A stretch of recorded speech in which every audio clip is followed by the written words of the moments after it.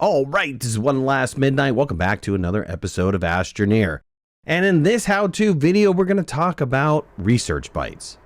Now, research bytes are pretty much critical for unlocking anything inside of your research catalog. During limited time events, research bytes are also used to be able to send packages off so that you can accomplish some sort of goal within the limited event. In the future, research bytes might be used for other things, but currently right now, think of them as your currency to unlock new recipes. There are several ways to get research bytes. When you first land, you can run around and find actually research samples on plants that you can easily interact with and get research bytes from those.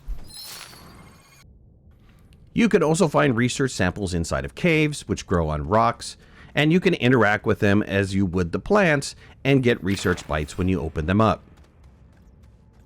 Depending on the planet and the location of the caves will determine how much these research bytes are worth. On Silva, they're not worth very much, but if you move all the way out to Glacio, they're worth significantly more. The most efficient way to gather research bytes is to use the research chamber. The research chamber is absolutely necessary in order to be able to get bytes from large research samples. But if you're not too greedy, you can put the small research samples from plants and from rocks, and you'll actually get double, if not triple, the value of bytes as you normally would just by opening them up. Outside of the research chamber, you can also get bytes by doing missions. Missions are a great way to accumulate bytes, and not only bytes, but you also sometimes get recipes unlocked when you complete a specific mission. Another way to get research samples is by opening up resource aid containers. Inside of the resource aids containers, you'll either find a small research sample, or you'll even find large research samples, typically white ones, that you can put inside of a research chamber and will give you a large number of bytes. It's absolutely worth the effort and energy to open up these research aids so that you can get these research samples. There are several different strategies that you can use to gather research bytes. You can put down tethers and run around and just gather as many research samples as you can and open them up immediately. You'll actually gather a large number of research bytes very quickly if you do this. Again, you can also just run the missions, and the missions will give you a significant number of bytes and recipes that will allow you to progress pretty quickly in the game.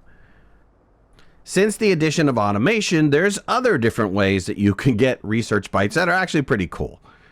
You can set up an automatic research station with a couple arms and a research chamber that pick these research samples off the trees or rocks for you and automatically feed them into the research chamber to allow you to gather bytes endlessly. I didn't mention this before, but the plants and the cave rocks that give research samples respawn after a specific period of time. Now, each planet is different on the duration, but usually about 10 minutes is a pretty safe number. And then you can gather those bytes all over again. If you set up multiple of these automatic little research stations, you can actually produce a large amount of bytes quickly. And you don't have to worry about bytes ever again because it will just constantly refresh your number of bytes. Another thing that was introduced into automation during the fall update of 2021 was the proximity sensor. The proximity sensor allows you to activate anything within inside of its radius, including research samples. So you can easily attach the proximity sensor to some sort of small vehicle and drive around and turn it on, and it will gather those research bytes for you.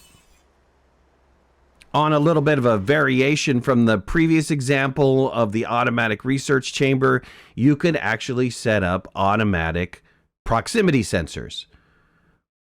Set them to a specific timer, like 10 minutes, let's say. And when the proximity sensor fires, it will gather those research samples, just like being on a vehicle. So this is another really cool research byte farm that you can set up very quickly. Another way to get a lot of research bytes really quickly is to take the kamikaze approach. Inside of your backpack, you can produce an oxygen filter, which will allow you to breathe for a specific amount of time. All you need is resin to create the oxygen filter and power to be able to keep your power going so you can create more oxygen filters. It's handy to have a light on you because we're going into the caves. And all you do is run around the caves until your oxygen is low, create yourself an oxygen filter, and continue to keep running around the caves collecting research samples. If you stay on the first level of the caves, chances are you're going to find a deposit of resin to be able to refresh your resin to create more oxygen filters that will allow you to run around longer so that you can gather more research samples. This technique of gathering research samples is really effective when you're on a planet other than Silva. Now, it's not impossible to do it on Silva, and I have done it on Silva, and you can quickly get 40,000, 80,000 bytes, probably within a half an hour to an hour.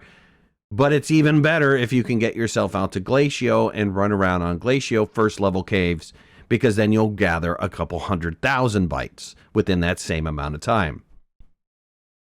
And finally, the last way to gather bytes is by actually researching resources. Now, you can research the basic resources, or you can also research compound resources, the things that are processed on the smelter or created in the chemistry lab. Honestly, this is not the most efficient way to gather research bytes, but it is possible to create research bytes from soil by using the soil centrifuge to create resources and then feed them directly into the research chamber. I wouldn't recommend it because it's actually a loss in the amount of time that it takes and the number of research bytes that you get back.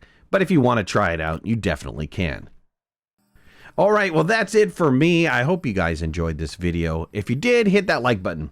If you're not a subscriber, please subscribe. Would love to have you in the community. If you want to follow me on any of my social media, you can find the links in the description below.